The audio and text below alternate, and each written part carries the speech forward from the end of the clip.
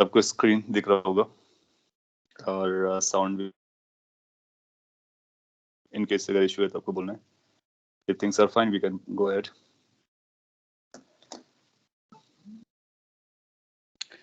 चलेगा. सो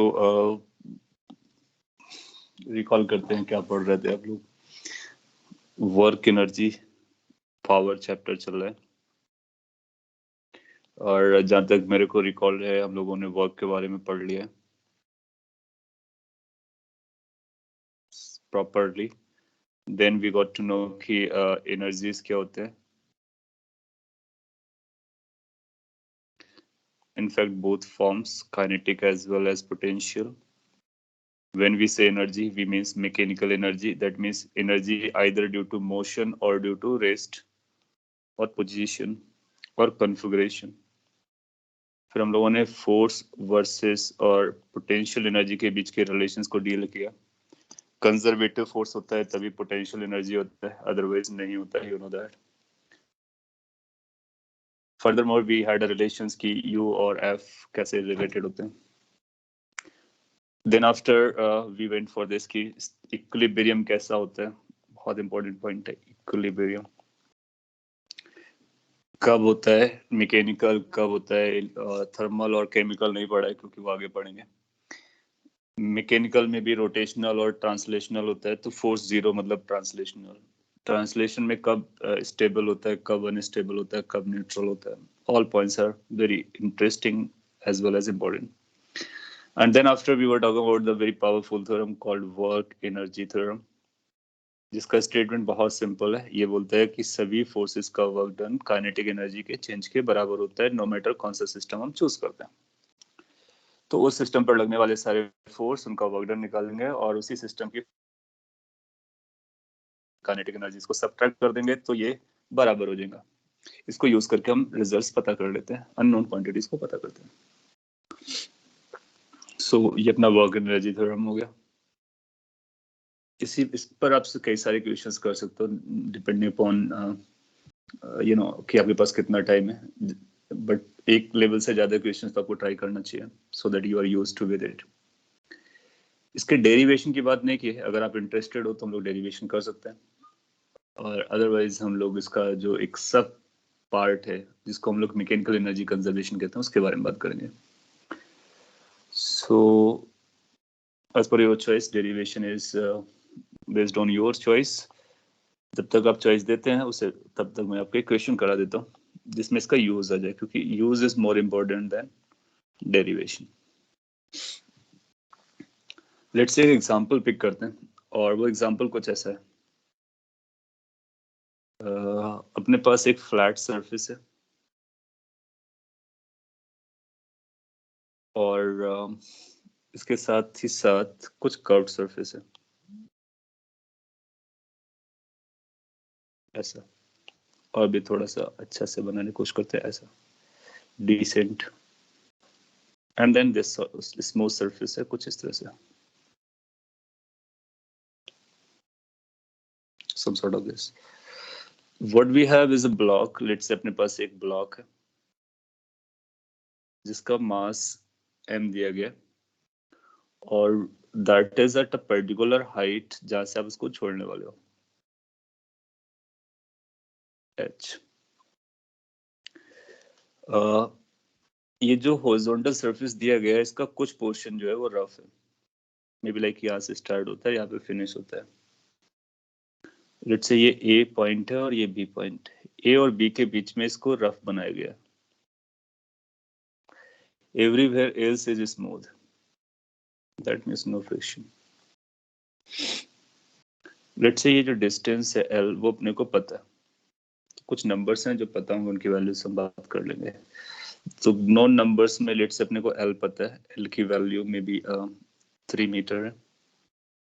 लेट्स से H पता है, हाइट जिस हाइट से आप उसको रिलीज करते हो. H is a vertical height और इसकी वैल्यू लेट्स से 1.5 मीटर. यहाँ पर फ्रिक्शन कोएफिशिएंट की जरूरत पड़ेगी और फ्रिक्शन कोएफिशिएंट भी अपने को पता है. लेट्स से 0.2 वैल्यू का है क्योंकि इसका यूनिट तो होता नहीं है. तो यहाँ पर कई सारे क्वेश्चंस फ्रेम किए जा सकते हैं. पिक्चर ड्रॉ कर लीजिए। तो मैं इक्वेशन फ्रेम करता हूँ।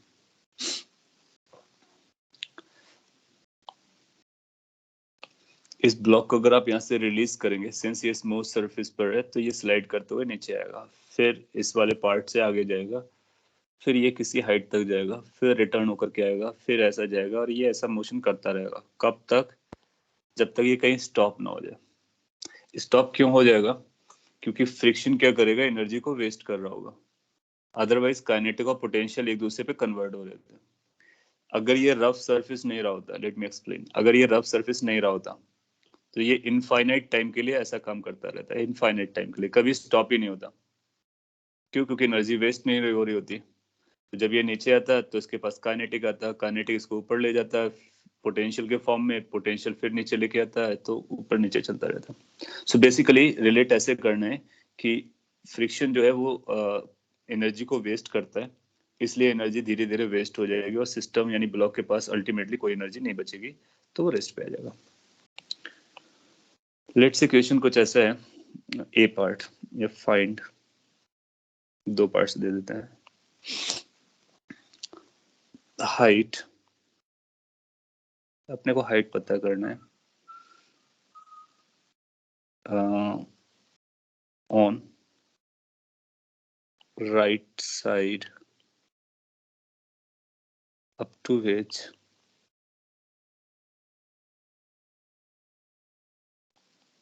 block rises for the first time।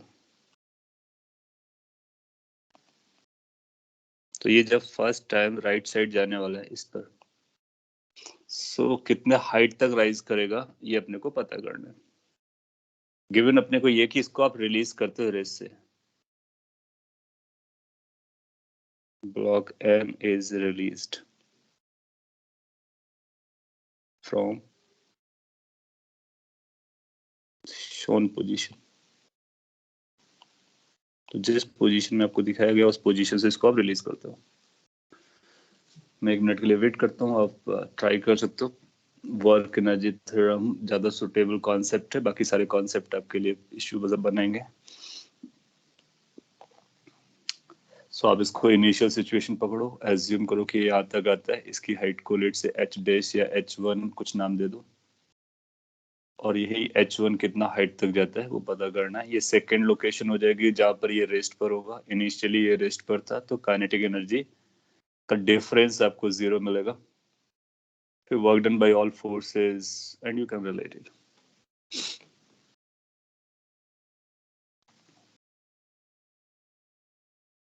Seven 7.5 meter. No. This original is 1.5. So 1.5 से तो ऊपर जाएगा नहीं।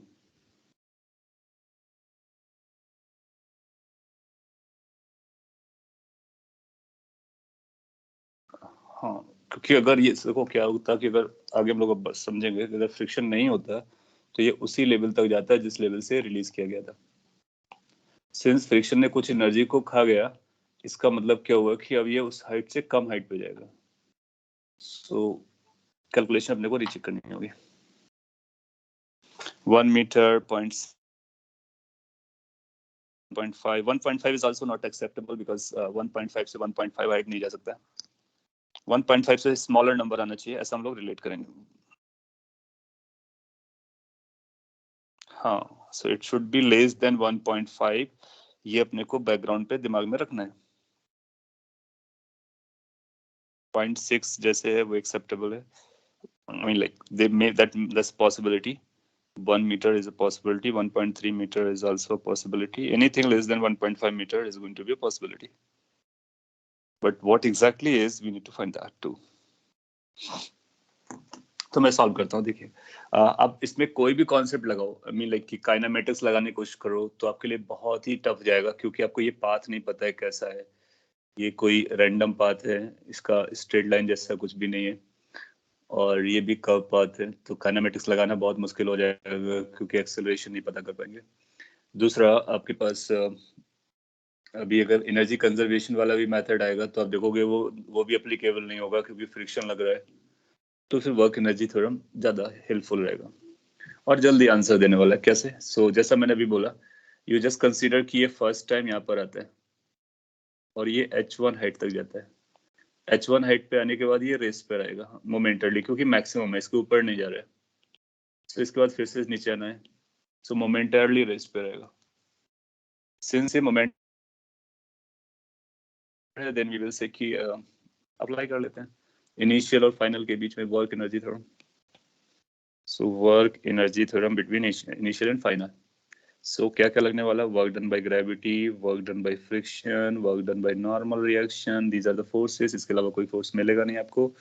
must be equal to final kinetic energy minus initial kinetic energy. So initially you write all the forces that you can see, so that कि आप उनसे used to हो जाओ, बाद में skip करोगे चलेगा। अच्छा, ये हाइट ज्यादा होगी और ये हाइट कम होगी, ये ऑब्वियस है, क्योंकि कुछ एनर्जी वेस्ट हो गई है। सो आप देखोगे कि जो वर्क डन बाय ग्रेविटी है वो तो इसी बात पे डिपेंड करता है ना कि कितना नीचे गया कितना ऊपर गया, उसका बाकी दुनिया से तो कोई लेना देना नहीं, किस तरह के पाथ पर जाता है। सो वो पाथ से इंडिपेंडेंट है। ये पॉइंट काफी यूजफुल है।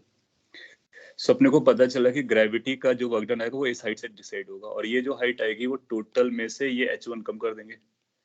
सो कैन आई राइट कि जो वर्क डन बाय ग्रेविटी है नीचे की तरफ जा रहा है तो पॉजिटिव होगा, mg होगा और h माइनस h1 के बराबर होगा। So that's work done by gravity plus work done by friction.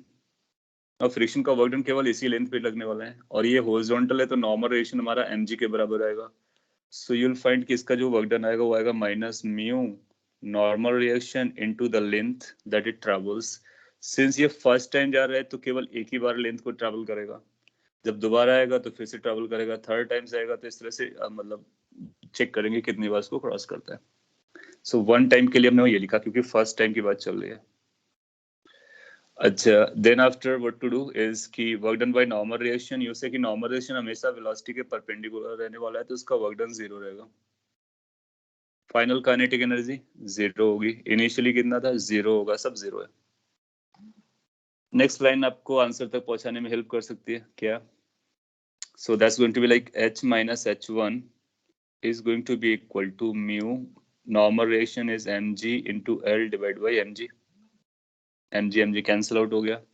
So from here we are getting कि जो h1 की वैल्यू है that is h minus एक नंबर आ रहा है, कौन सा नंबर आ रहा है? mu into L। My goodness,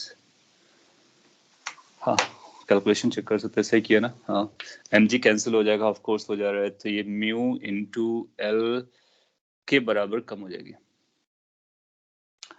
अब आप देख सकते हो कि आपको म्यू पता है, यस। क्या एल पता है? Yes. Can we relate the? We can and we will. So इसके बाद आप ये वैल्यूज रखोगे, अपने को आंसर आता है। सो h was 1.5, mu is 0.2, L is 3, so that leads to 1.5 minus 0.6।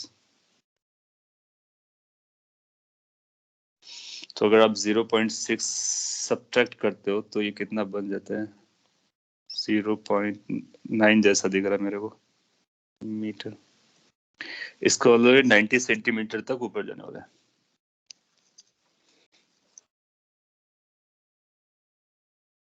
हाँ, 9 ये जो जाएगा वो 0.9 मीटर के बराबर जाएगा। आप लोगों ने 0.9 दिया क्या? नहीं। सो ओके, इसका मतलब अभी अभी कुछ सीखना बाकी है। सो जस्ट सीखिए आपने कौन सा स्टेप लिखा था और कहाँ तक आप प्रॉपर गए थे, किसके बाद आपको इशू बना। हाँ, बाद में 0.9 कई लोगों ने दिया भी है। ओके, ये थोड़ी देर से आ रहा है चैटिंग।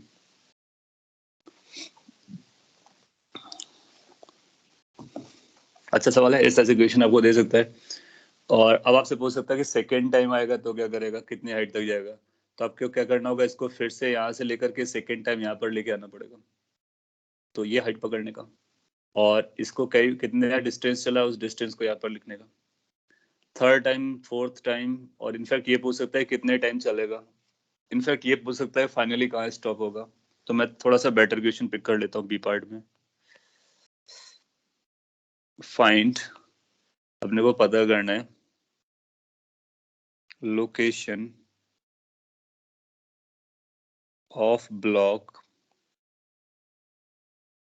फ्रॉम पॉइंट ए, ये ए लोकेशन से कितनी दूरी पर है ये पता करना है. Location of block from A finally.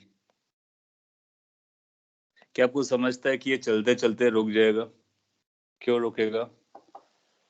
इसलिए रुकेगा कि उसकी एनर्जी वेस्ट हो रही है, तो एनर्जी खत्म हो जाएगी. फ्रिक्शन उसकी एनर्जी को कंज्यूम कर रहा है. क्या आप ये बता सकते हो हमको कि वो ए बी के बीच में रुकेगा, या फिर ए बी के राइट साइड में स्टॉप करेगा, या फिर ए के लेफ्ट साइड में स्टॉप करेगा, या फिर तीनों में से कहीं भी स्टॉप कर सकता है? तो let me give you option कि क्या इस रीजन में स्टॉप करेगा. 1 का मतलब हुआ लेफ्ट ऑफ ए, 2 का मतलब हुआ बिटवीन ए एंड बी, 3 का मतलब हुआ राइट ऑफ बी, और 4 का मतलब हुआ कोई भी. बस ऑर्डरली पूछ रहा हूँ, आप ऑर्डरली आंसर करेंगे कि अगर इस पार्टिकल को फाइनली स्टॉप करना है, सो कैन यू रिलेट कि कहाँ पर स्टॉप करना होगा? क्या वो ए के लेफ्ट में, बी के राइट में, ए बी के बीच में, या फिर कहीं भी रोक सकता है?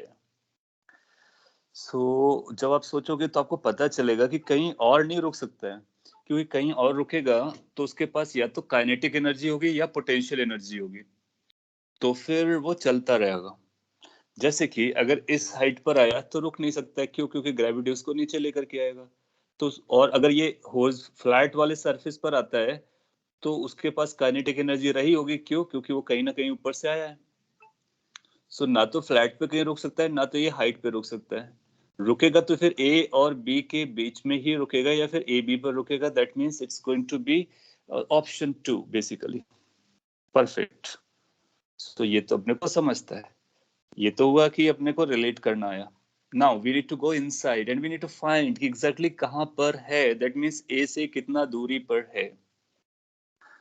नाउ लेट्स से कि ए से कुछ दूरी पर है और फाइनली वो यहाँ पर रुकता है. ये लोकेशन है फाइनली. और लेट्स से ये लोकेशन सी है. तो अपने को ये पता करना है कि ए से सी की दूरी कितनी है. आपसे बी से भी पूछ सकता है. अगर हम ए से निकाल सकते हैं तो बी से भी निकाल सकते हैं. नाउ अगेन यहाँ पर कुछ कॉन्सेप्ट्स भी लगेंगे और साथ ही साथ आई मीन कॉमन सेंस भी लगेगा. आप देखोगे कि अपने को नहीं पता है कि कितनी बार जाए. एक तो ये तरीका है कि हमने फर्स्ट टाइम देखा कहाँ तक गया, फिर देख के आते कि सेकंड टाइम इधर किधर आएगा, फिर थर्ड टाइम किधर आएगा, फोर्थ, 5, 6. वी डोंट नो कि कितने टाइम ये मूव करने वाला है. तो बहुत सारे स्टेप्स हो जाएंगे. अगर हम लोग ये पता कर लेते हैं कि इसकी जो एनर्जी है अभी ये यहाँ पर किस फॉर्म में है, पोटेंशियल के फॉर्म में है इनिशियली. सारी की सारी एनर्जी पोटेंशियल के फॉर्म में है. और ये जो एनर्जी है mgh की, ये एनर्जी कंज्यूम होनी है. कौन कंज्यूम करने वाला है? फ्रिक्शन. बेसिकली ग्रेविटेशनल एनर्जी को फ्रिक्शन कंज्यूम कर रहा है. टोटल हमको 0 रहना है. फ्रिक्शन में कितना लेंथ चलना पड़ेगा, अगर हम ये पता कर ले तो काम हो जाएगा. कितना लेंथ टोटल चलना पड़ेगा. This will be related to thinking. आप देखोगे कि हम ऐसा मान लेते हैं कि let s distance it travels in rough surface. Total rough surface में ये जो ट्रैवलिंग है इसकी, वो s डिस्टेंस है या s मीटर है, और उसी s को हम पहले पता करते हैं. तो वर्क एनर्जी थ्योरम लगा देंगे. वर्क एनर्जी थ्योरम बोलेगा कि जहां भी c पर रुका हुआ वहां पर रेस्ट पे रहा होगा, और ये कितने राउंड इस पे किया है, टोटल चल करके s डिस्टेंस हो गया. हम ये बोलेंगे कि work done by gravity plus work done by normal reaction plus work done by friction must be equal to change in kinetic energy. No matter वो कितने राउंड किया हो, सिंस ग्रेविटेशनल का जो वर्क डन होता है वो तो इस बात पे डिपेंड करता है इनिशियली कहाँ था, फाइनली कहाँ था. तो ये जो गैप आया वो तो h का ही आया है ultimately. Work done by gravity mgh रहा होगा. Work done by normal will be 0. Friction का वर्क डन क्या होता है, you remember, minus mu into normal relation into the distance it travels, no matter in the forward direction or backward direction, total कितना चलता है is equal to final minus initial is 0 kinetic energy. Now this will let us know कि कितना distance ये cover करने वाला है, distance in totality. So अगर हम s को कैलकुलेट करेंगे, n को mg रखेंगे, तो आप पाओगे कि इसकी वैल्यू जो आ जाएगी वो h/μ के बराबर आ जाएगी। इसका मतलब है h/μ इतना डिस्टेंस ये ट्रैवल करने वाला है। h कितना दिया था अपने को, दैट इज 1.5 और μ की वैल्यू कितनी थी 0.2 which is basically 15/2, that is basically 7.5 metre. So इससे इसको 7.5 मीटर ट्रैवल करना होगा, 7.5 मीटर ट्रैवल करना होगा इन टोटलिटी। आप लोग शायद आंसर बता रहे हो, अभी मैं सॉल्व कर रहा हूँ, यू जस्ट फॉलो दैट और फिर चेक कर लेंगे आपका आंसर क्या है। अच्छा, इन टोटलिटी इसको 7.5 मीटर चलना है, एक बार में कितना चलता है 3 मीटर। तो अपने को केवल फोकस तो यहीं पर करना है क्योंकि एनर्जी यहीं पर वेस्ट हो रही है। तो क्या कुछ ऐसा रहा होगा कि ये ट्रैवल किया होगा फर्स्ट टाइम ए से बी, फर्स्ट जर्नी, फिर सेकेंड टाइम बी से ए रिटर्न जर्नी, और हर बार कितना चलता है 3 मीटर। सो 3 मीटर तो इसमें चल गया, 3 मीटर इस पे चल गया, 6 मीटर कवर हो गया, 7.5 तक जाना है अपने को। तो फिर जब रिटर्न में आएगा तो रिटर्न में पूरा क्रॉस नहीं कर पाएगा, क्योंकि पूरा क्रॉस करेगा तो 9 मीटर चल जाएगा, जबकि 9 मीटर तक तो एनर्जी अपने पास है भी नहीं। सो कितना चलना बाकी है, 7.5 में से 6 कम कर दो तो 1.5 फर्दर चलेगा, तो ये 1.5 चलेगा। इसका मतलब है ये जो डिस्टेंस रही होगी ये 1.5 मीटर के बराबर रही होगी। अपार्ट फ्रॉम कैलकुलेशन क्या चल रहा है वो समझना ज्यादा इंपॉर्टेंट है, और अगर आप रिलेट कर पा रहे हो तो आपको पता चल जाएगा कि ए से सी का जो डिस्टेंस है वो 1.5 मीटर है। बेसिकली ए और बी के एग्जैक्टली बीच में रुकने वाला है। इनफैक्ट हम ये भी बता सकते हैं कितनी बार राइट साइड में ऊपर गया है, कितनी बार लेफ्ट साइड में वापस आया है। अब आप सब पता कर सकते हो। कैसे पता कर सकते हो कि इसका मतलब कैसा मोशन रहा होगा इसका? The motion would be like this, पहली बार ये यहाँ तक गया, फिर रिटर्न होकर के कुछ हाइट तक गया, फिर सेकेंड टाइम आ रहा था तो बस यहीं पे स्टॉप हो गया। इसका मतलब यहाँ पर सेकेंड टाइम नहीं गया तो एक ही बार जाता है। तो अगर आप सेकेंड टाइम के लिए इक्वेशन लगाओगे तो एच की वैल्यू नेगेटिव आने लगेगी। इसका मतलब है कि वो सेकेंड टाइम वहां पे नहीं जाता है, केवल एक ही बार गया राइट साइड पे। हाइट को हम बढ़ा सकते थे तो फिर हो सकता था कि ये कई बार कई सारे राउंड्स बनाए। तो आपसे ऐसा पूछ सकता था how many times it goes to the right hand curve surface, तो इसका आंसर इज वंस। यहाँ पर कितनी बार रिटर्न करता है, एक बार रिटर्न किया था, एक बार इनिशियली था और फाइनली स्टॉप हो गया। So 1.5 मीटर अगर आपका फाइनल आंसर था, that was correct from A, yes. It can't stop in the smooth areas, they have potential, yes. So you wrote correctly. आपके आंसर से आ गए, अच्छी बात है।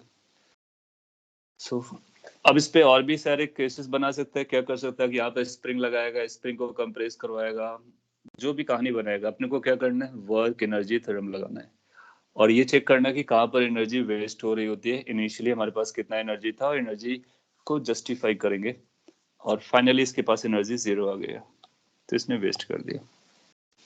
एक अच्छा क्वेश्चन था। किसी के लिए रे एक्सप्लेन करना है? अगर करना है तो कौन सा step, unit speak, otherwise work energy theorem का मैं आपको क्विकली प्रूफ बताता और उसके बाद मैकेनिकल एनर्जी कंजर्वेशन का भी पार्ट बताता। How kinetic energy initially is 0। अच्छा, इनिशियली इसलिए 0 है क्योंकि उसने लिखा है, देखो लैंग्वेज पढ़ना होता है, इसने लिखा है कि ब्लॉक इज रिलीज्ड। जब कोई चीज हम छोड़ते हैं इसका मतलब है वो रुका हुआ था और रुका हुआ आपने छोड़ा है, दैट्स हाउ इट्स राइट। सो इसका मतलब है इस रिलीज का मतलब हुआ इनिशियली इस काइनेटिक एनर्जी वाज 0। फिर इसके बाद जब आपने छोड़ा होगा तो इसकी धीरे धीरे वेलोसिटी बढ़ी होगी, जब ये नीचे आएगा तो velocity kinetic energy comes later on, initially it was 0 और फाइनली भी अपने पास 0 आ रहा है क्योंकि यहाँ पर मोमेंटरली रेस्ट पर गया होगा, वेलोसिटी घटते घटते 0 हुई होगी, फिर से बढ़ने वाली है बैक साइड में। Correct. Okay, so it seems like कि आप कनेक्ट कर पा रहे हो, गुड। नो, अगर आप इसका प्रूफ लर्न करोगे ना वर्क एनर्जी थ्योरम का, तो उससे अपने को पता चलेगा कि हम लोग कुछ नया नहीं पढ़ रहे हैं। नया इन द सेंस कि कोई कॉन्सेप्ट नया नहीं आ रहा है, वही चीजें हैं बस अलग अलग. It's like old thing in new package. और we need to just realise it. So आपको कनेक्टिविटी बनाने में आसानी होगी, कॉन्सेप्चुअल कनेक्टिविटी.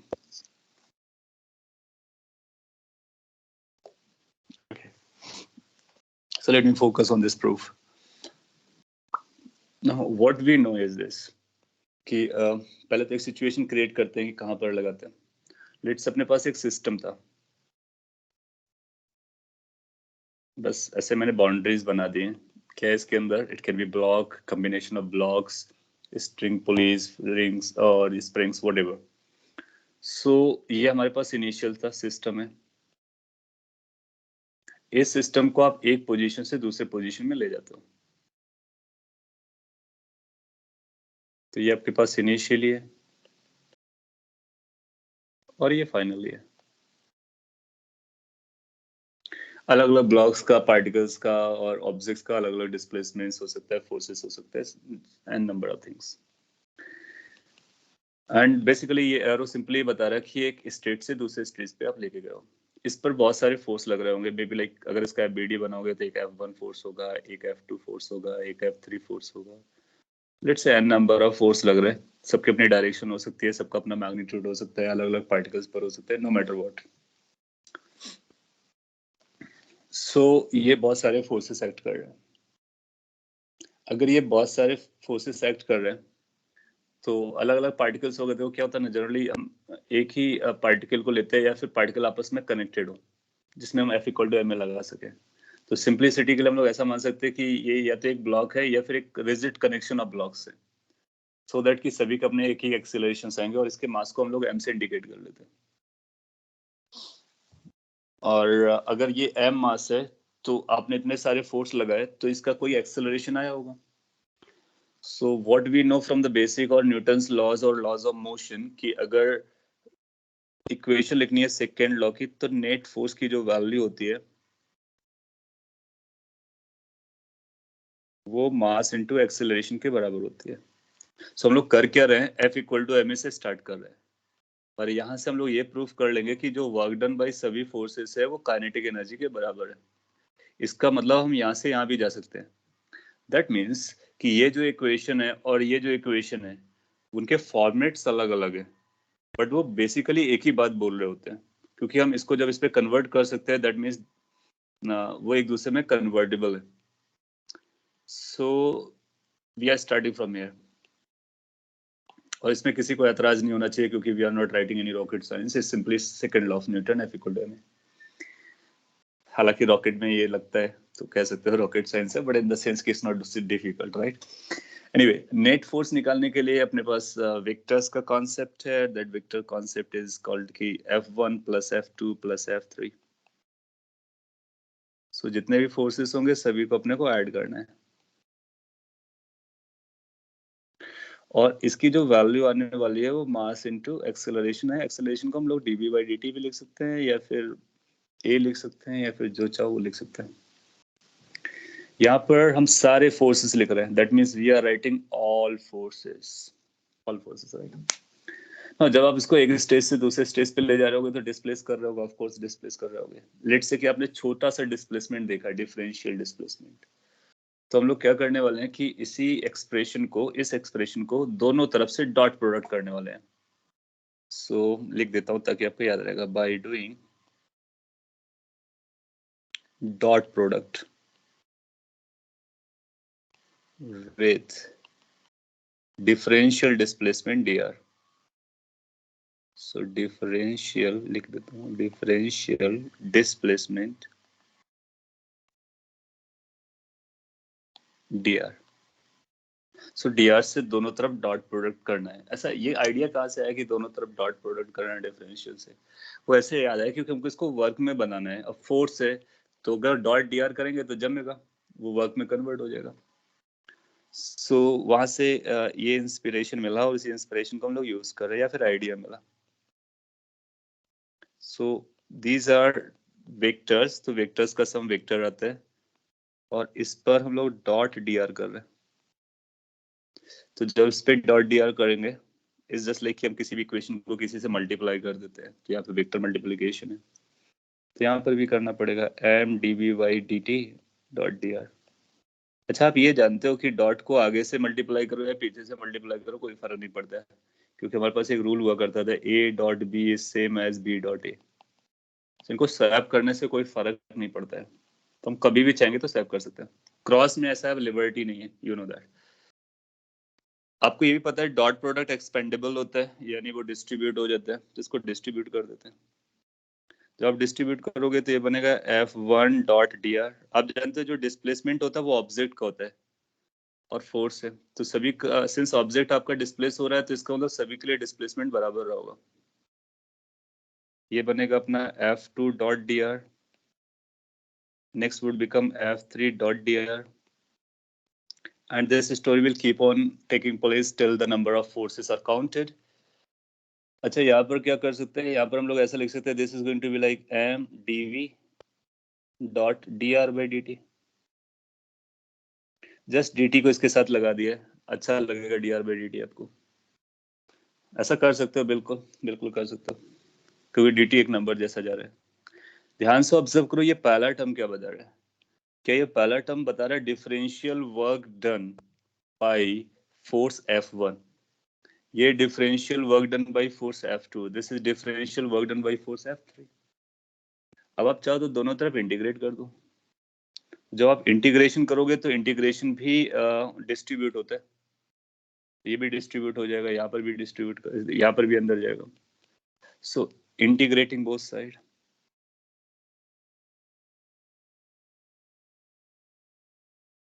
और डेफिनेट इंटीग्रेशन हम लोग कर रहे हैं तो इनिशियल लोकेशन से फाइनल लोकेशन तक लेके जाएंगे। तो मैं अगर डायरेक्टली लिखूं तो ये बनेगा integration F dot d are या F1 dot d are, it has to run from initial value to final value या initial position to final position.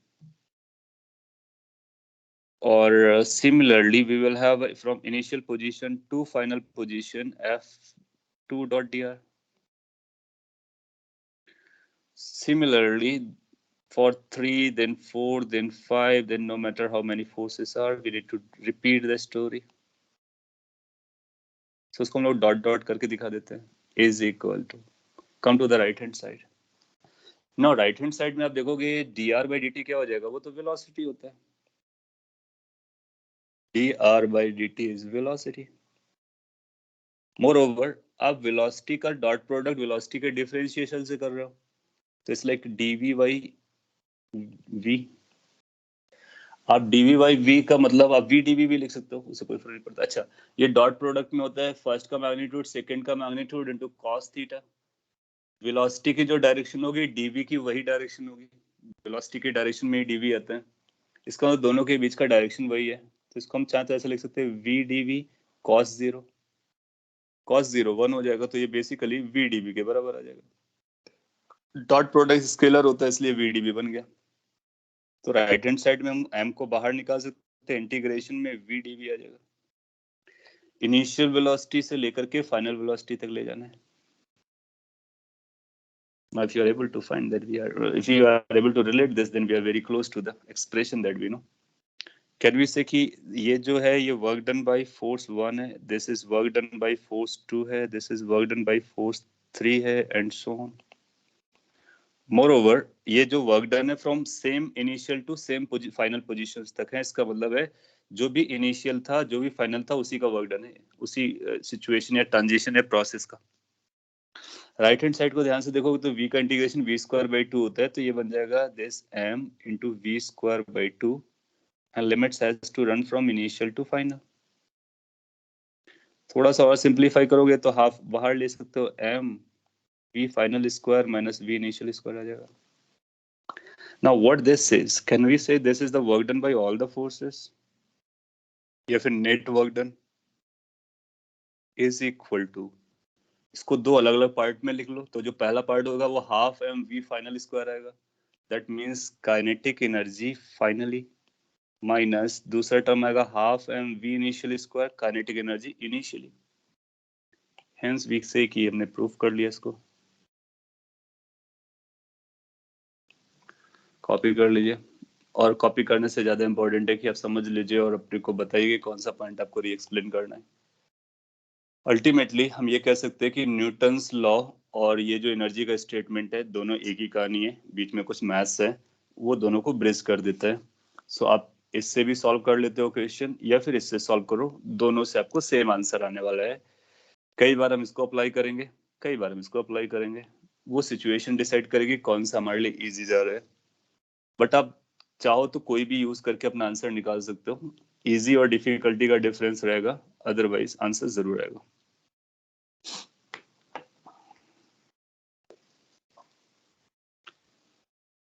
हाँ, so let me see your chats if it is any query. If nothing, then we can go ahead. More than two blocks question. ये कितने भी blocks का case क्यों ना हो, आप अलग अलग ब्लॉक्स पे लगा सकते हो। अगर सारे ब्लॉक्स एक साथ चलते हैं तो एक साथ लगा सकते हो, अदरवाइज सभी पर हम लोग अलग अलग इसको अप्लाई कर सकते हैं। हाँ, इस पे ये जरूर है कि जो m मास हो उसी के पास v वेलोसिटी होनी चाहिए। ऐसा नहीं कि m1 v1 से जा रहा है, m2 v2 से जा रहा है, तो फिर हम कलेक्टिवली लगाएंगे वो चलेगा। अगर जैसे हमारे पास मल्टीपल ब्लॉक्स भी होते हैं ना, तब भी हम लगा लेते हैं कि फर्स्ट का भी लगाएंगे, सेकंड का भी लगाएंगे, थर्ड के लिए भी लगाएंगे। तो जैसे ये फर्स्ट के लिए आ गया, सेकंड के लिए भी ऐसी इक्वेशन बनेगी। पढ़, सेकंड ब्लॉक के लिए भी सिमिलर टाइप का इक्वेशन बनेगा, फिर दोनों को ऐड कर दोगे तो उनके वर्क्स ऐड हो जाएंगे, काइनेटिक एनर्जीज भी सिमिलर टाइप से ऐड हो जाएंगी, तो हम एक साथ भी लगा सकते हैं। एनीवे, ये प्रूफ आपको केवल समझने के लिए था और रिलेट करने के लिए था, कॉन्सेप्ट्स को यूज करने के लिए आप जानते हो कि क्या करना है। आगे बढ़ते हैं।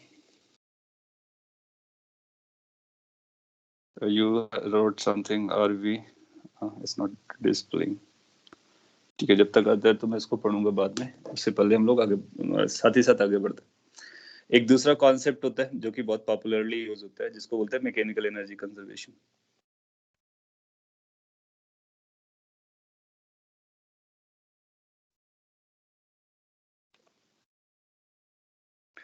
कई नोटबुक्स इसको अलग नाम देती हैं, एनर्जी कंजर्वेशन और मैकेनिकल एनर्जी भी बोल सकते हो, चलता है। सो लैंग्वेज आप कोई भी यूज करो, फर्क नहीं पड़ता है, मीनिंग एक ही है। वो शॉर्ट में लिखेंगे COME, कंजर्वेशन और मैकेनिकल एनर्जी, और हम लोग लिखेंगे MEC, mechanical energy conservation. Both are the similar thing, in fact the same thing. So mechanical energy conservation का मतलब हुआ कि मैकेनिकल एनर्जी कांस्टेंट रहता है, वो चेंज नहीं होता है। नाउ सी, एक एग्जांपल जो हम लोगों ने यहाँ पे किया था, क्या यहाँ पर मैकेनिकल एनर्जी कंजर्व है? That means kinetic plus potential का सम कांस्टेंट है? नहीं, ये धीरे धीरे डिके हुआ, फाइनली जीरो हो गया। अगर कांस्टेंट रहा होता तो इनिशियली mgh था, फाइनली जीरो नहीं हो सकता था। तो इसका मतलब यहाँ पर मैकेनिकल एनर्जी कंजर्वेशन ट्रू नहीं है। क्यों ट्रू नहीं है? क्योंकि एक ऐसा फोर्स है जो एनर्जी को वेस्ट करता है। तो पॉइंट इज दिस कि इसको अप्लाई करने से पहले अपने को सिस्टम में ये चेक करना पड़ेगा कि क्या कोई ऐसा फोर्स तो अवेलेबल नहीं है जो एनर्जी को वेस्ट कर रहा हो। अगर वो एनर्जी को वेस्ट कर रहा है, इसका मतलब है कि energy conservation can not be applied. Meaning, energy conservation का जो एप्लीकेशन है वो कंडीशनल है। You can not apply every time. You need to check whether there is a what kind of forces are there. So वो restrictions अपने को याद रखनी है। So मैं यहाँ पे स्टेटमेंट कुछ लिखता, if the broader sense में मैं लिख दे रहा हूँ इसको, if the work done by non-conservative force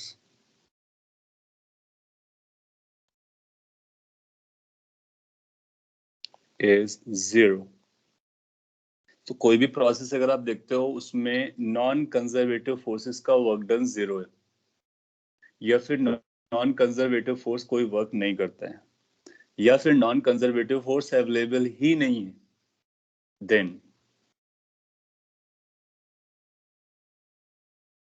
the sum of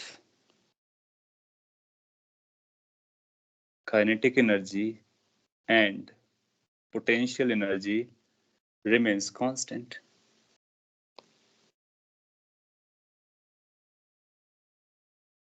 This is known as mechanical energy conservation.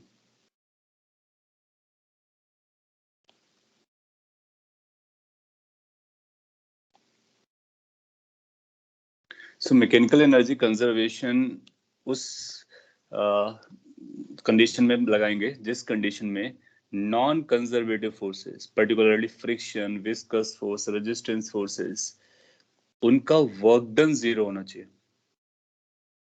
वो प्रेजेंट हो या ना हो चलता है, बट उनका वर्क डन जीरो होना चाहिए. अगर वो प्रेजेंट नहीं है, लाइफ इज इजी, क्योंकि अगर वो प्रेजेंट नहीं है तो उनका वर्क डन जीरो रहेगा ही रहेगा. तो फिर आप इसको लगा सकते हो. अगर वो प्रेजेंट हैं तो अपने को ये चेक करना है कि क्या उनका वर्क डन जीरो है. अगर वर्क डन जीरो है तब भी आप लगा सकते हो. अगर वर्क डन नॉन जीरो है, then you need to stop and you say this is not valid. So मतलब क्या निकला इसका? मतलब ये निकला कि हम इनिशियल लोकेशन देखेंगे, फाइनल लोकेशन देखेंगे और बोलेंगे कि उसका काइनेटिक एनर्जी और पोटेंशियल एनर्जी का जो सम है वो कांस्टेंट रहता है. अगर कुछ चीज कांस्टेंट रहती है, दैट मींस इनिशियली, फाइनली और किसी भी दो टाइम इंटरवल या सिचुएशंस में उसको हम बराबर करते हैं. Which further indicates like this कि kinetic energy plus potential energy अगर आप इनिशियली मेजर करते हो और जो फाइनली मेजर करते हो वो दोनों बराबर रहते हैं. तो हम इस तरह से बोलते हैं कि initial kinetic energy is equal to final, initial kinetic plus potential is equal to final kinetic plus potential. और इसमें जो भी अननोन होता है उसको हम पता कर लेते हैं. कई बार लोग इसको और भी डिफरेंट तरीके से याद रख लेते हैं. कैसा कि अगर इसको इधर लेके चले जाओ और काइनेटिक एनर्जी को, पोटेंशियल एनर्जी को इधर लेकर के आ जाओ तो कुछ ऐसा दिखेगा. कैसा, मैं बताता हूँ. कुछ ऐसा दिखेगा, kinetic energy final minus kinetic energy initial is equal to potential energy initial minus potential energy final. So अगर आप चाहो तो इसको ऐसे भी लिख सकते हो कि काइनेटिक एनर्जी का चेंज हमेशा फाइनल माइनस इनिशियल होता है, इज इक्वल टू, यहाँ पे एक माइनस ले लो, पोटेंशियल एनर्जी का चेंज बोल दो. सो इसका मतलब है काइनेटिक एनर्जी का change is equal to minus potential energy का चेंज. मींस काइनेटिक एनर्जी में जितना ग्रोथ हुआ है, पोटेंशियल एनर्जी में उतना डिक्रीज होगा. So increase in kinetic energy is equal to decrease in potential energy, or decrease in kinetic energy is equal to increase in potential energy. इस form में लोग याद रख लेते हैं. और या फिर चेंज को जीरो बोल लेते हैं, that means constant. Either way you can remember. So that's the statement for mechanical energy conservation. So kinetic energy का growth is equal to loss of potential, potential का growth is equal to loss of kinetic energy. That means sum remains constant. That means initial value is equal to final value. And by relating this we can find our answers, and that too very easily. So that's called mechanical energy conservation. But make sure कि non conservative का work done zero होना चाहिए forces का. एक example करते हैं और बस अपने को पता चलेगा. फिर मैं ये प्रूफ करके बताता कि जो मैकेनिकल एनर्जी कंजर्वेशन है ना, वो वर्क एनर्जी थ्योरम जो आप ऑलरेडी पढ़ चुके हो उसका एक छोटा सा केस है. और mechanical energy is broader, sorry, work energy theorem concept is a broader concept. तो जो आपने पहले पढ़ा ये ब्रॉडर कॉन्सेप्ट है, इसी का एक छोटा सा वर्जन हुआ है. मीनिंग ये अगर आप ये लगाते हो तो चलता है, और जहां पर ये लगा सकते हो मैकेनिकल एनर्जी, वहां पर WET भी लगा सकते हो, लेकिन उल्टा नहीं. मतलब जहां पर वर्क एनर्जी लगेगा वहां पर mechanical energy conservation may not be true और मे नॉट बी एप्लीकेबल, क्योंकि वहां पर फ्रिक्शन हो सकता है, उसका वर्क डन हो सकता है. आपने कुछ लिखा हुआ है, मैं एक बार चेक करता हूँ. Are we allowed to separate the direction of vector from its magnitude and attach it to a scalar to transform it into a vector quantity? Yes, we can do depending on situation. It's not a general rule, but yes, in situations respecting the rules of vectors, we can do so. फिर is any non-contact force a non-conservative force? Non-contact force में conservative force बनाया जा सकता है, जैसे कि अलग उसको non-contact नहीं कहेंगे. एयर का जो ड्रैग होता है, हालांकि वो एयर के कॉन्टेक्ट से ही आता है, या फिर हाइपोथेटिकली बनाया जा सकता है, बट नॉर्मली जो एग्जिस्ट करते हैं उनमें से नहीं है. हाइपोथेटिकली कैन बी सेड कि कोई ऐसा एक रेजिस्टिव फोर्स लग रहा होता है जो हर स्पेस पे लोकेटेड है। तो एक छोटा सा एग्जांपल करते हैं जी। इस तरह के क्वेश्चंस आप ऑलरेडी कर चुके होंगे 9th 10th में भी। जैसे कि आपसे एक क्वेश्चन बोला जाता है कि मे बी आपके पास एक ऑब्जेक्ट था, सिंपल, ये एक ऑब्जेक्ट था एंड वो किसी h हाइट से रिलीज किया गया।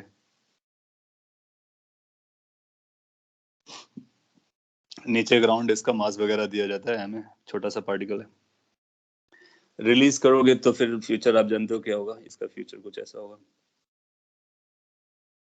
नीचे आएगा, कितना वेलोसिटी से आएगा वो सारा आप जानते हो, √2gh and all that.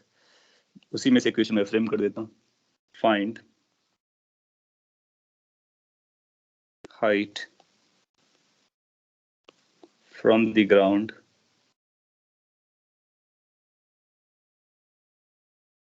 so we need to find height from the ground where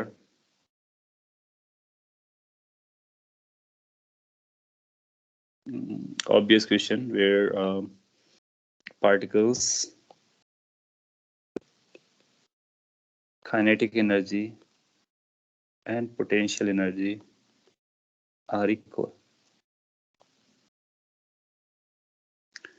सो इसको आप यहाँ से रिलीज करते हो, we need to find height of the ground, जहां पर इसकी kinetic energy potential energy 1:1 ratio में होंगे। बाद में इसको 1:2 4 और कोई रेशियो बता सकते हैं। So we need to find कि किस हाइट पर इसकी काइनेटिक एनर्जी और पोटेंशियल एनर्जी बराबर होगी। एक आंसर भी आ गया h/2। सो इसको आप काइनेमेटिक्स से भी कर सकते हो, एनर्जी वाले मेथड से भी कर सकते हो, है ना। इसको आप वर्क एनर्जी थ्योरम से भी कर सकते हो। आपके पास कई सारे चॉइसेस आ रहे हैं और आपको सभी को ट्राई करना है और सभी से आंसर निकालने की कोशिश करनी है। जब कभी ऐसे क्वेश्चन आप प्रैक्टिस कर रहे हो, उससे आपको कॉन्फिडेंस बढ़ता है कि आप एक क्वेश्चन को n नंबर ऑफ वे से कर सकते हो।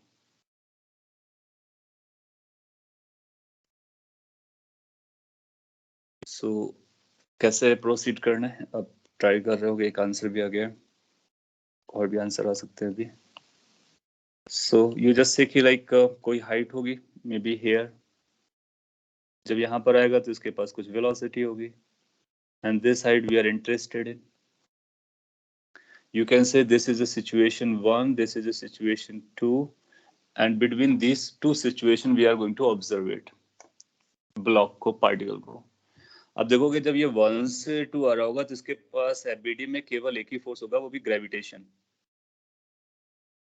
देन आपको रियलाइज होगा कि ये जो ग्रेविटेशन फोर्स है वो तो कंजर्वेटिव है, बाकी कोई और फोर्स तो एक्ट कर नहीं रहा है।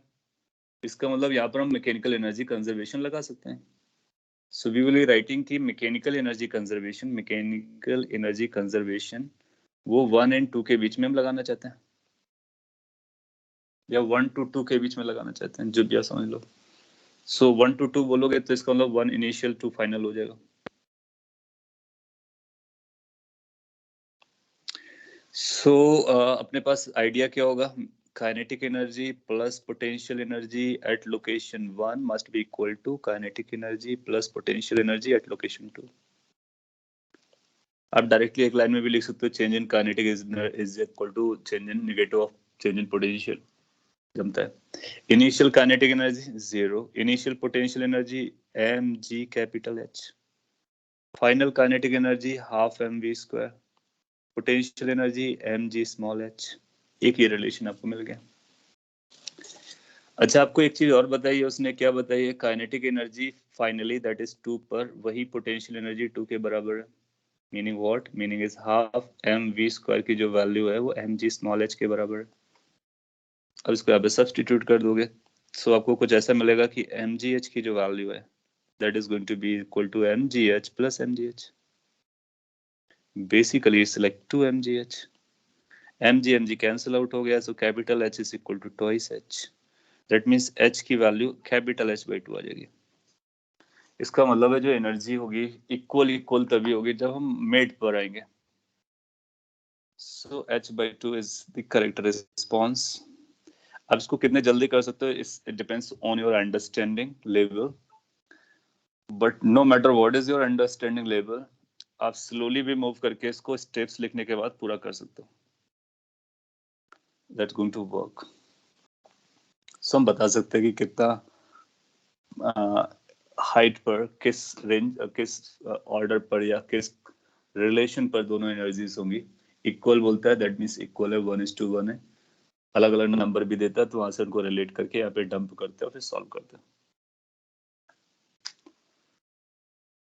Concern, if at all, you can raise. Otherwise, we can go ahead.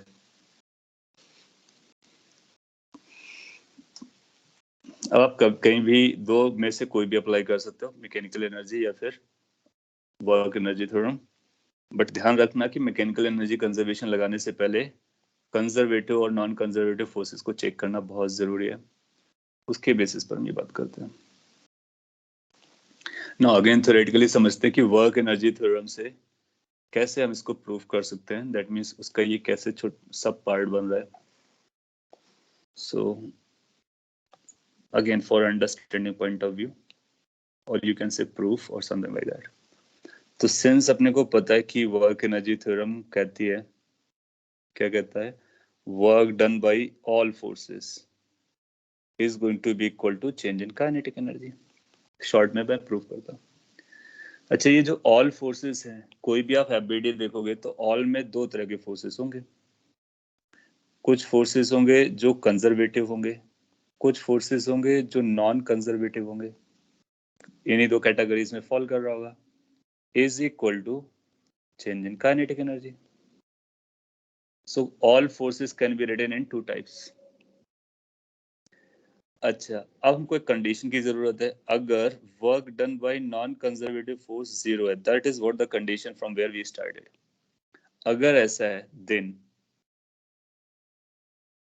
then work done by conservative force must be equal to change in the kinetic energy. आपको याद होगा कि हम लोगों ने बात की थी, since work done by the conservative force is defined as minus change in potential energy. और टू बी प्रिसाइज, जिस तरह से मैंने लिखा था वो ये था कि change in potential energy is equal to minus work done by conservative force. अब वो डेफिनेशन को यहाँ पे बारो करके रख देते हैं वापस.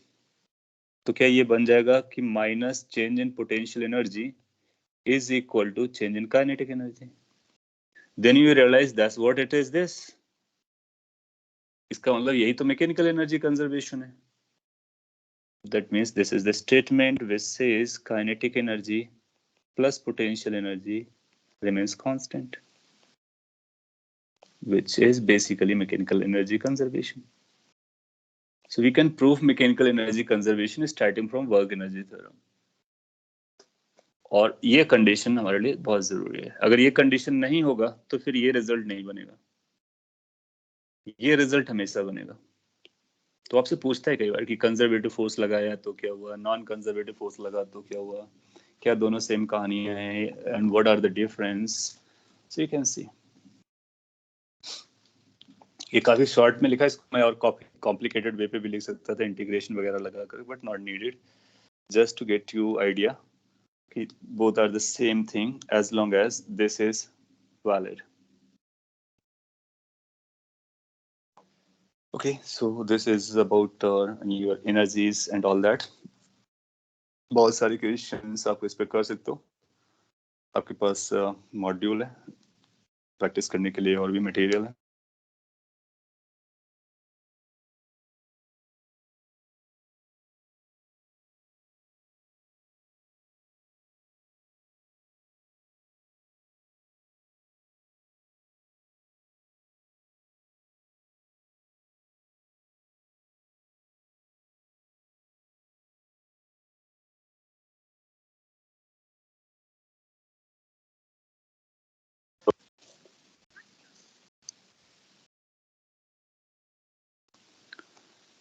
हेलो, अभी साउंड वापस आया क्या? There was a break in the connection. So if things are okay now, we can go ahead. I was supposed to give you an example, which is a small example. आपको क्या apply करना वो आप जाने. Let's say कि आपको ऐसा बोलता है कि आपके पास एक ब्लॉक है और आप प्लेट बोल सकते हैं, ब्लॉक बोल सकते हैं, जो भी आपकी चॉइस है, और वो इस तरह से रखा हुआ है। फिर आप इसको इस तरह से खड़ा कर देते हो। So there is a ground as well, so let's say कि ये ग्राउंड पे रखा था पहले, and then you have made it upside. इसके कुछ डायमेंशंस वगैरह हैं, वो मैं बता देता हूँ। लेट्स से ये जो डायमेंशन है ये लेंथ है, इस लेंथ का नाम हम लोग b दे देते हैं, और ये जो डायमेंशन है वो a है। 2 डायमेंशनल समझ लो, प्लेट समझ लो। अच्छा ये थोड़ा सा भारी होगा, छोटा बोला था मैंने, लेकिन फिर भी चलेगा, कुछ नया पॉइंट मिलेगा तो आपके फायदे का ही है। सो पहले ये इनिशियल सिचुएशन थी, और ये फाइनल है। अच्छा आप कॉमन सेंस से भी समझोगे, ये इनिशियल से फाइनल अपनी मर्जी से तो नहीं जाएगा। Somebody has to come and apply some force and then make it vertical. It has to be done. बिना इसके तो काम चलेगा नहीं। अच्छा इसका मास लेट से m है, अगर आपने इसको वर्टिकल किया तो इसके मास में कोई परिवर्तन नहीं आएगा, इसकी साइड्स में कोई परिवर्तन नहीं आएगा। हाँ अब ये साइड आपकी b हो जाएगी और ये साइड आपकी a हो जाएगी, that's the only difference. Question ये है, find work done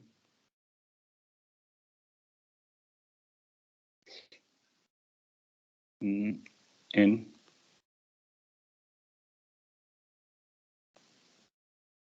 changing plate or block from its initial to final state.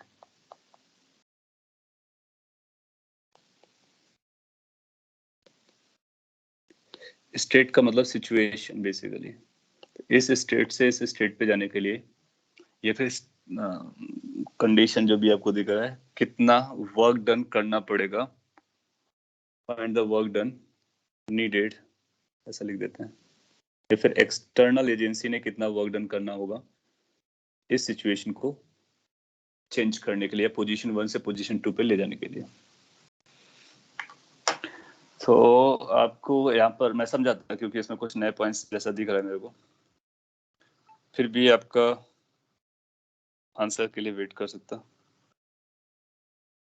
What is the point of contact of force and object? ऐसा बिल्कुल नहीं बताया गया कि कहाँ से कहाँ पर आप पकड़ के लेके जाते हो। पॉइंट ऑफ कांटेक्ट आप बेसिकली इस सिचुएशन से इस सिचुएशन में इसको कन्वर्ट करते हो। आप यहाँ पर होल्ड कर सकते हो, यहाँ पर होल्ड कर सकते हो, जहाँ भी होल्ड करने का आपको मन करे। That means our answer is going to be independent of the situation. I mean like where you are going to apply a force. थोड़ा सा चैलेंजिंग है। So let me explain, उसके साथ साथ कुछ पॉइंट्स भी अपने को समझेगा, नए पॉइंट्स अगर आते हैं तो। mgb minus a by 2, yeah that's perfect answer by the way. So it's related to something called not a point mass but distributed masses. हम लोग उसके बारे में और भी बात करेंगे अगले चैप्टर में, maybe next to next. So come to this solution. आप देखोगे अगर इसको यहाँ से ले जा करके यहाँ पर ले गए तो क्या हम वर्क एनर्जी थ्योरम लगा सकते हैं? बिल्कुल लगा सकते हैं, क्योंकि हम लोग बाहर से फोर्स लगा रहे हैं तो इसलिए वर्क एनर्जी थ्योरम लगाना चाहिए, मैकेनिकल एनर्जी जैसा नहीं। क्योंकि मैकेनिकल एक और पॉइंट है, जो मैकेनिकल एनर्जी कंजर्वेशन है ना, उसमें वर्क डन नहीं आता है, तो कोई नया फोर्स आप लेकर के आओगे तो उस पर भी इसको लगाना उतना अप्रोप्रिएट नहीं होगा जितना इस पे होगा, क्योंकि इसमें वर्क डन निकालना आता है, इसमें वर्क डन का एक्सप्रेशन नहीं आता है। सो हम लोग क्या करेंगे कि वर्क एनर्जी थ्योरम लगाएंगे from situation 1 to situation 2। Work energy theorem बहुत छोटा सा कॉन्सेप्ट है, बट उसको कितना आप अप्लाई कर सकते हो, कहाँ कहाँ कनेक्ट कर सकते हो, यही उसकी यूटिलिटी है, हर जगह लगा सकते हो। अगर आप फर्स्ट से फाइनल तक ले जाते हो, इनिशियल से सेकंड फाइनल पोजीशन तक लेके जाते हो, तो कौन कौन से फोर्स एक्ट किए होंगे, क्या आपको समझ में आता है कि जब हमने फोर्स लगाया होगा वो तो एक्ट किया ही होगा, जो हमको कैलकुलेट करना है। अपार्ट फ्रॉम दिस, क्या ग्रेविटेशनल ने वर्क ग्रेविटेशनल लगा होगा, बिल्कुल लगा होगा, हमेशा लगता है। इसके अलावा क्या लगा होगा? इसके अलावा नॉर्मल रिएक्शन लगा होगा। यहाँ पर भी नॉर्मल रिएक्शन लग रहे थे, यहाँ पर भी नॉर्मल रिएक्शन लग रहे होंगे। और इसकी value final kinetic energy minus initial kinetic energy के बराबर आएगा। नीड नॉट टू से कि फाइनली ये रेस्ट पर है, इनिशियली ये रेस्ट पर है, बीच में आपने मूव कराया था। सो इनिशियल और फाइनली वो स्टेबल है, रेस्ट पर है, तो वो तो जीरो रहा होगा। Work done by normal reaction, आप देखोगे नॉर्मल रिएक्शन का वर्क डन यहाँ पर फोर्स नॉर्मल रिएक्शन लग रहा होगा। तो जैसे आपने इसको लिफ्ट किया होगा तो ये कांटेक्ट छूट गया होगा, तो मतलब जैसे ही डिस्प्लेसमेंट आया तो फोर्स जीरो हो गया। नॉर्मल रिएक्शन का वर्क डन जीरो रहेगा क्योंकि नॉर्मल रिएक्शन लगते हुए डिस्प्लेसमेंट नहीं हो रहा है। So work done by normal reaction is still zero. तो यहाँ से अपने को ये पता चलता है कि वर्क डन बाय ग्रेविटी और work done by external force, उनका सम जीरो आया होगा। मतलब आपने जो वर्क किया है बेसिकली वो ग्रेविटी के अगेंस्ट किया है या फिर ग्रेविटी को काउंटर करने के लिए किया है। सो एक पॉइंट तो ये भी अपने आप में क्वेश्चन पूछ सकता था मैं छोटा कि work done by external agent किसके बराबर आएगा, तो हम बोलेंगे minus work done by gravity के बराबर आएगा। So in case you have come to this stage, that means you got to know कि हम नई नई सिचुएशन में भी वर्क एनर्जी थ्योरम को यूज कर सकते हैं। हाँ, इसके बाद नया पॉइंट है। इसके बाद पॉइंट नया ये है कि वर्क डन बाय ग्रेविटी निकालेंगे कैसे? क्यों? क्योंकि यहाँ पर मास तो हर जगह लोकेटेड है। अगर कोई आपसे पूछता है कि ये वाला मास कितना ऊपर गया, तो ये मे भी इतना ऊपर गया होगा। और इस वाले पॉइंट का क्या हकीकत है, उसका भी अपना देखना होगा। बीच वाला पॉइंट कितना गया, वो अलग डिस्प्लेसमेंट जाएगा, सब अलग अलग डिस्प्लेसमेंट जाएंगे या बहुत सारे अलग अलग डिस्प्लेसमेंट जाएंगे, तो एच निकलना हमारे लिए टफ जाएगा। सो ऐसी सिचुएशन में हम लोग क्या करते हैं, या तो हम डिफरेंशियल एलिमेंट मेथड लेकर के उसको कैलकुलेट करें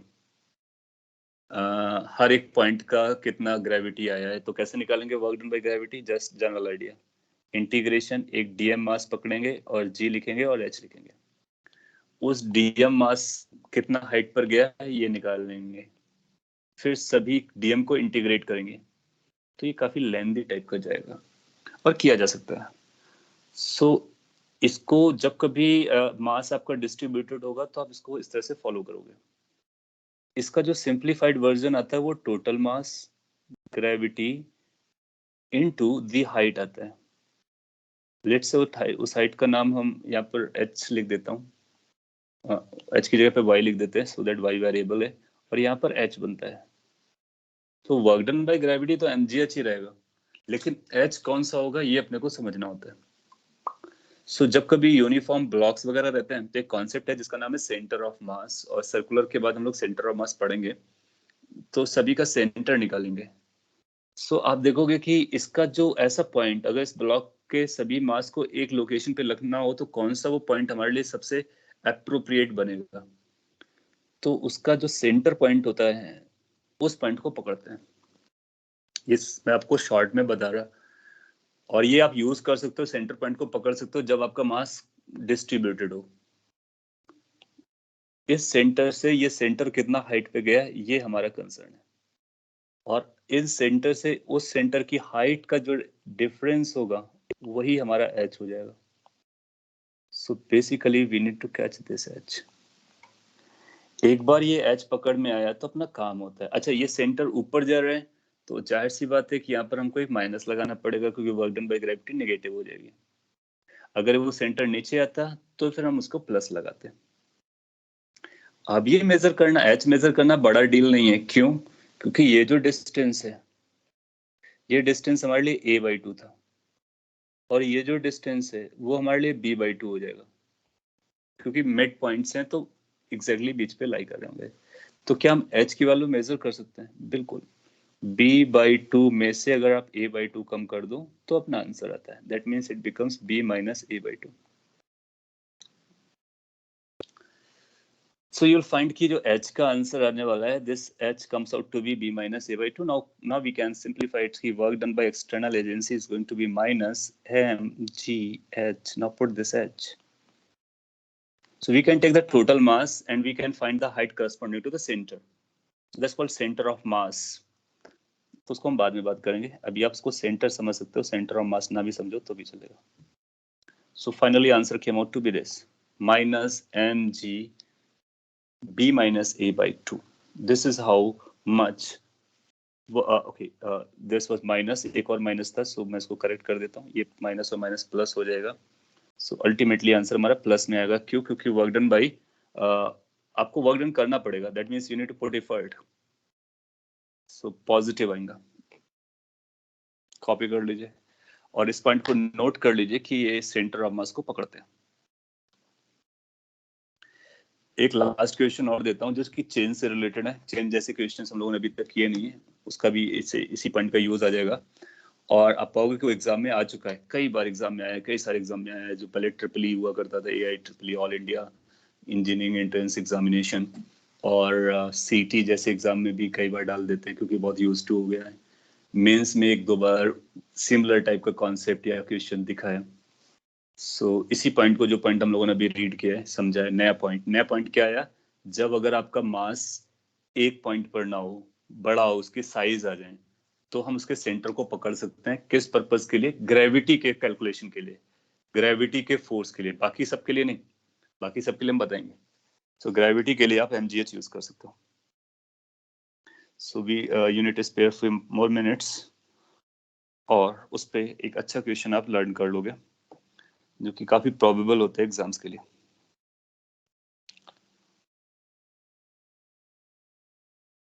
सो एग्जाम्पल या फिर क्वेश्चन और whatever you name it. So let's say कि आपको ऐसा बोलेगा कि आपके पास एक टेबल थी और इस टेबल पर एक चेन रखी हुई थी.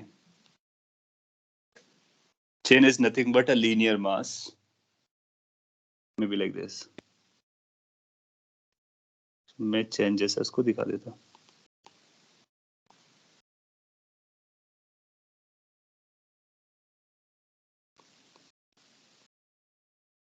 सो ये जस्ट किनारे पर थी. It's like this. इसका टोटल मास क्या है वो भी आपको बताया जाता है. सो लेट्स, इसका मास कैपिटल M है और इसकी टोटल लेंथ L है. ये सरफेस फिक्स्ड है और ये स्मूथ सरफेस है. दैट मींस फ्रिक्शन वगैरह भी इंट्रोड्यूस नहीं कर रहा. बाद में फ्रिक्शन भी आएगा तो उसको भी काउंट कर सकते हैं, नॉट अ बिग डील. क्योंकि हमारे पास वर्क एनर्जी थ्योरम भी है, मैकेनिकल एनर्जी कंजर्वेशन भी है, तो कौन सा चूज करना वो हम देख लेंगे. अगर ऐसा केस आपको बताया जाता है और उसके बाद ऐसा बोला जाता है कि लेट्स से ये थोड़ा सा इसको आगे छोड़, थोड़ा सा जर्क दिया जाता है, डिस्टर्ब किया जाता है. जब आप इस चेन को डिस्टर्ब करोगे तो ये चेन पूरा ऐसे नीचे आना स्टार्ट हो जाएगा और फिर पूरा नीचे गिर जाएगा. जहां तक उसको ग्राउंड नहीं मिलेगा तब तक जाएगा. सो उसको बोलेंगे slightly disturbed. Question is find velocity of, और स्पीड भी लिख सकते हो, velocity of chain when it is just about to leave the table completely. तो अभी चलना स्टार्ट करेगा, फिर एक स्टेज आएगा कि ये completely छोड़ने वाला है. तो बेसिकली completely छोड़ दिया है और छोड़ने वाला उस कंडीशन में is just about to leave the table if chain is slightly disturbed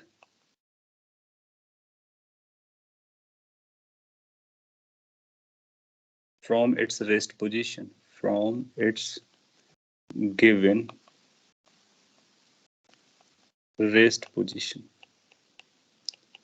So जो आपको दिख रहा है, that is its initial position and it is at rest and you are slightly disturbing so that it starts falling downside, and once it falls downside you need to find the velocity of chain at the moment when it is about to leave.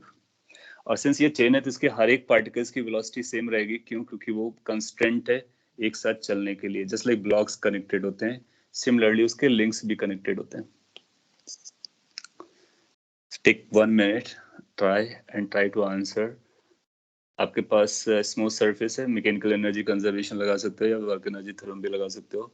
एक नया point आ रहा है, since मास एक point पर नहीं है, distributed है, तो आप सेंटर पॉइंट को पकड़ सकते हो.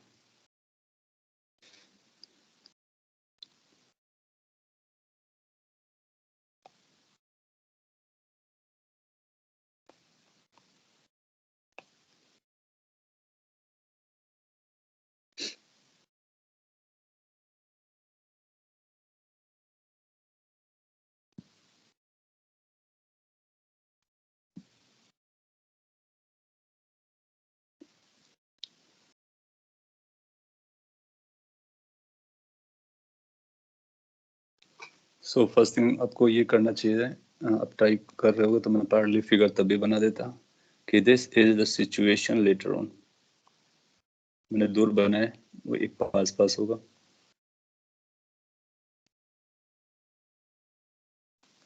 कैन यू सी कि ये पूरा का पूरा मास और पूरा का पूरा लेंथ ऐसा हो जाएगा. जस्ट अबाउट टू लीव, इस मींस जस्ट लेफ्ट इट. उस समय इसके पास कुछ वेलोसिटी आएगी. Of course you can say that velocity is let's say v. क्या ये किसी पार्टिकल की वेलोसिटी होगी या पूरे चेन की वेलोसिटी होगी? तो क्वेश्चन से ही समझ में आ गया, पूरे चेन की वेलोसिटी होगी, किसी एक पार्टिकल की नहीं है. तो इंटायर मास m मूव कर रहा है. This is your initial situation, this is your final situation. ये जस्ट उसी लेवल पर है अभी.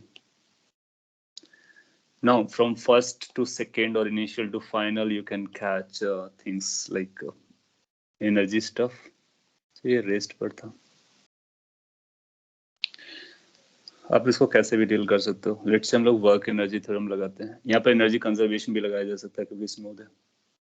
सो वर्क एनर्जी थ्योरम क्या बोलने वाला अपने लिए? From initial and final situation के बीच में. Are we going to say something like this?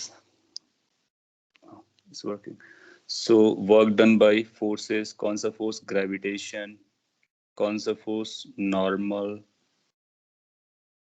कोई और फोर्स अपने को दिख रहा है क्या? आप देखोगे यहाँ पर एक नॉर्मल लग रहा होगा, दूसरा ग्रेविटेशन लग रहा होगा. That's all. आपने जो डिस्टर्ब किया वो स्लाइटली था, that means that was not counted. So this must be equal to final kinetic energy minus initial kinetic energy. क्योंकि जब आप इसका एबीडीए बनाओगे तो आपको कौन से फोर्स नजर आएंगे? ग्रेविटेशन, दूसरा नॉर्मल रिएक्शन. इसके एबीडीए में नॉर्मल रिएक्शन नहीं रहेगा, ग्रेविटेशन रहेगा. तो कुछ समय तक नॉर्मल रिएक्शन लगा, फिर इसके बाद नहीं लगा. वर्क डन बाय ग्रेविटेशन कितना आएगा ये समझना है. तो आपको देखना होगा कि ये तो पार्टिकल्स हैं, तो अभी हम लोगों ने बात किया है उसके बारे में, हाईलाइट करेंगे फिर से. तो वर्क डन बाय ग्रेविटी लगेगा. नॉर्मल का वर्क डन 0 होगा क्योंकि नॉर्मल इधर रख रहा था, डिस्प्लेसमेंट हॉरिजॉन्टल जा रहा था. Final kinetic energy half total mass into v square बोल सकते हो. क्यों? क्योंकि टोटल मास मूव कर रहे हैं v की स्पीड से. इनिशियली रेस्ट पे था 0. सो पॉइंट इज कि हमारे पास जो आइडिया आया वो ये आया कि वर्क डन बाय ग्रेविटी अगर हमको पता चलता है तो हम इसको हाफ एम वी स्क्वायर से बराबर कर सकते हैं. अगर आप एनर्जी कंजर्वेशन लिखते तब भी यही लिख रहे होते, सिमिलर टाइप का कुछ. अच्छा, वर्क डन बाय ग्रेविटी कितना होगा ये जानना हमारे लिए बहुत इंपॉर्टेंट है. तो आप देखोगे कि इनिशियल सेंटर पॉइंट यहाँ कहीं रहा होगा, फाइनली सेंटर पॉइंट यहाँ कहीं आ गया. सो दोनों के लेवल में कितना डिफरेंस है ये अपने को पता करना है, वही h के बराबर बनेगा. सो बेसिकली ये डाउन साइड गया है किसी h अमाउंट से. तो अगर h अमाउंट से डाउन साइड जाता है तो हम लोग जानते हैं कि work done by gravity positive होता है. और पॉजिटिव कितना होता है? mgh. Now here h is going to be, क्योंकि वो जस्ट रिलीव कर रहा है, इसका मतलब l/2 होगा. l/2. So work done by gravity अपने को पता चल गया. सो ये आ रहा है mgl/2 must be equal to half mv square. You will find m/2 cancels out, so it's like v square is going to be equal to g into l. That means how much the speed it has acquired, square root of gl. अब आपको वो क्या करेगा, L की value दे देगा और आपसे magnitude पूछ लेगा, तो जी अपने को पता होता है, लेंथ आप बताएंगे तो हम आंसर बता सकते हैं। So we can find out कि कितना उसके पास स्पीड हो जाएगा चेन के पास अगर वो यहाँ से रिलीज करके डिस्टर्ब करके छोड़ा गया था, और कब, जब ये जस्ट फॉल कर रहा है, जस्ट लीव कर रहा है सरफेस को। So root g l is perfectly okay. बाकी कैलकुलेशन अपने को चेक करनी है। सो नया पॉइंट क्या पता चला, जब कभी मास डिस्ट्रीब्यूटेड होगा, catch the centre point, forget everything else, and you write mgh for work done and simplify it, you will get your answer. So chain से रिलेटेड क्वेश्चन जो है वो भी हम लोग इससे सॉल्व कर सकते हैं, ब्लॉक्स से सॉल्व, ब्लॉक्स वाले सॉल्व कर सकते हैं, स्प्रिंग्स वाले भी सॉल्व कर सकते हैं, हम लोग स्प्रिंग वाली भी बात करेंगे उनके बारे में। और अभी चेन के साथ फ्रिक्शन नहीं लगाया है, फ्रिक्शन लगा करके भी सॉल्व कर सकते हैं। तो फ्रिक्शन होता है तो यहाँ पर क्या आ जाता है, वर्क डन बाय फ्रिक्शन। थोड़ा सा चैलेंजिंग आ जाता है, क्यों, क्योंकि वर्क डन बाय फ्रिक्शन निकालना पड़ता है जब ये स्लाइड करता है। वो कैसे डील करते हैं, maybe next lecture we can take an example. So grass root idea is कि work energy theorem, mechanical energy conservation कब कहाँ लगाना है वो आपको याद रखना है। That is tool, that means weapon, that means thing that you can use to solve your questions. जितना आप उसको अच्छे से समझेंगे उतना आप जल्दी करेक्ट आंसर दे पाएंगे। इसके बाद इस वर्क एनर्जी पावर में एक लास्ट पॉइंट बचता है जिसका नाम है पावर, और वो हम नेक्स्ट लेक्चर में इसको कंप्लीट कर ले जाएंगे। देन आफ्टर अगला चैप्टर अपने पास आएगा, जैसा कि मॉड्यूल से के थ्रू अलोंग अगर चलेंगे तो सर्कुलर मोशन अपने को पढ़ना है, फिर सेंटर ऑफ मास, और फिर रोटेशन जैसी स्टोरीज आएंगे। ओके, सो आज के लिए इतना ही काफी है।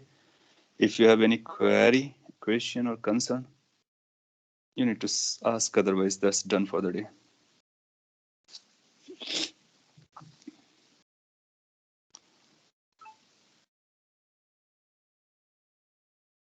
Fine, so have a great time.